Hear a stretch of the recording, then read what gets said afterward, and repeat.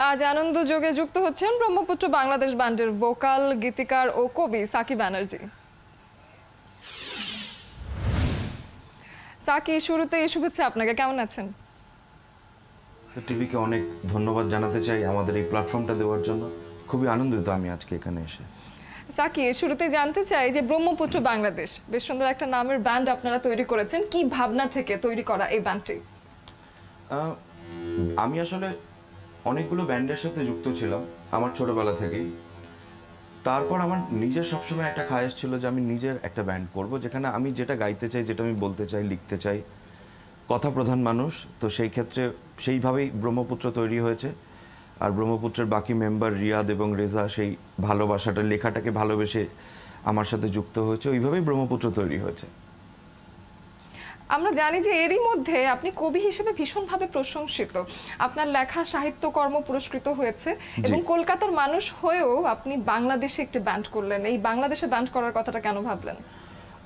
কারণ আমি তো বিয়ের পর এখানেই চলে এসেছি, এখানে থাকি আজকে প্রায় 6 বছর হলো।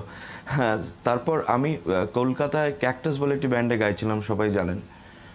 কিন্তু আমার কিছু কাজ বাকি ছিল। আর আমরা তো ব্যান্ড মিউজিক থেকেই বড় হয়েছি, ফিল্ম করেছি, ফিল্মে লিখেছি, বই লিখি, যেটাই করি না কেন, কিন্তু ব্যান্ড মিউজিক থেকেই আমরা বড় হয়েছি, আমরা দল করি। তো সেই জায়গা থেকে আমার কিছু মনে হয়েছিল যে আমার নিজস্ব একটা ব্যান্ড হওয়া উচিত। আর বাংলাদেশের ব্যান্ড তো শীর্ষে, সারা বিশ্বে বাংলাদেশের ব্যান্ড এবং ব্যান্ড সিনকে নিয়ে কথা হয়। তো সেখানে এসে আমি ব্যান্ড করবো না, এটা তো হতে পারে না।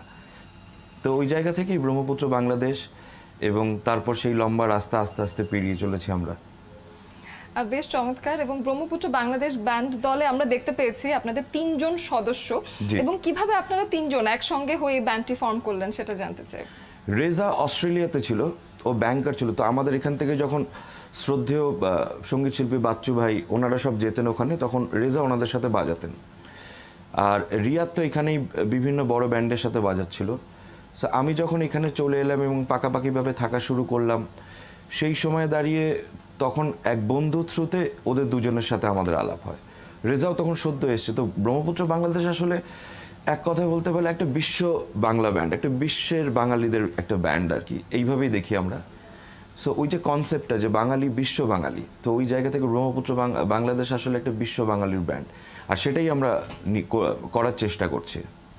বাহ, গতকাল আপনারা যাত্রা বিরতিতে একটা কনসার্ট করলেন এবং বেশ ঘরোয়া সুন্দর ছিমছাম একটা আয়োজন। ঘরোয়া ভাবে করার পেছনে আলাদা কোনো কারণ ছিল কিনা? আসলে ব্রহ্মপুত্র বাংলাদেশের 9টি গান আমরা সিঙ্গেলস করে যখন রিলিজ করছিলাম, সেই সময় আমরা কিছু মেজর প্ল্যাটফর্মস পারফর্ম করছিলাম। ওই সময় তখন আমাদের যারা গান পছন্দ করেন তারা বললেন যে অ্যালবাম বানাই। সো অ্যালবামটা আমাদের যে অ্যালবামটা চলছে এখন, সেই অ্যালবামটির নাম হচ্ছে 20 রক। 20 রকে 11টি গান আছে। 3টে গান রিলিজ করেছি, আরও 8টা গান আসছে একটা একটা করে। তো ওই সময় কী হয় যে অনেক দিন একসাথে বাজানো হয় না, রিহার্সালটা একটু কম হয়ে যায়, স্টুডিওয়ে কাজ অনেক বেশি থাকে।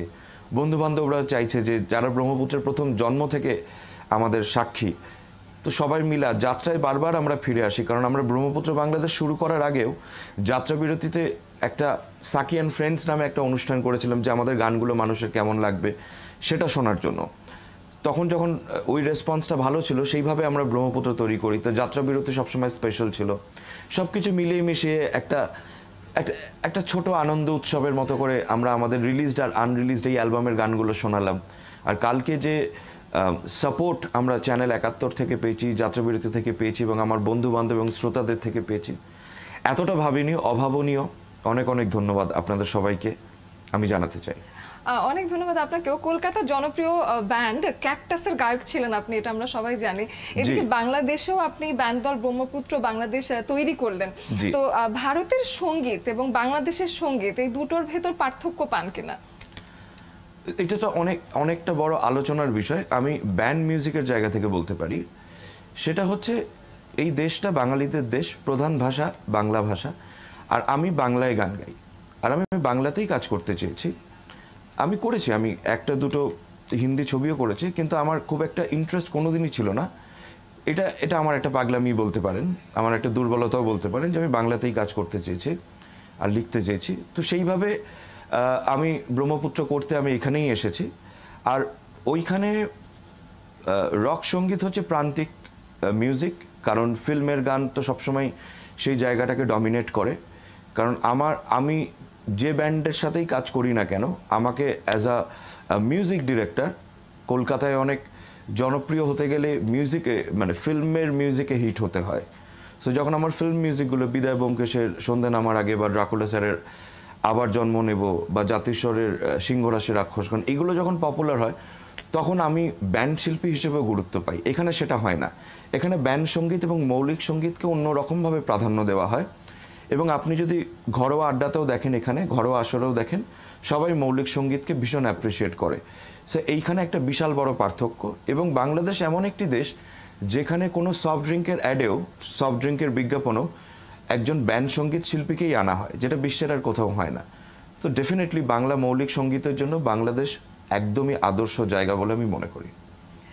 চমৎকার। সাকি, সামনে আপনার নতুন গান আসছে, আমাদের আপনার কাছে একটা আবদারও আছে, এখনো প্রকাশিত হয়নি এমন কোন একটা গানের কটা লাইন যদি আপনি আমাদেরকে শোনাতেন। ঠিক আছে, একটা মজার একটা ছোট্ট একটা গান শোনানোর চেষ্টা করছি।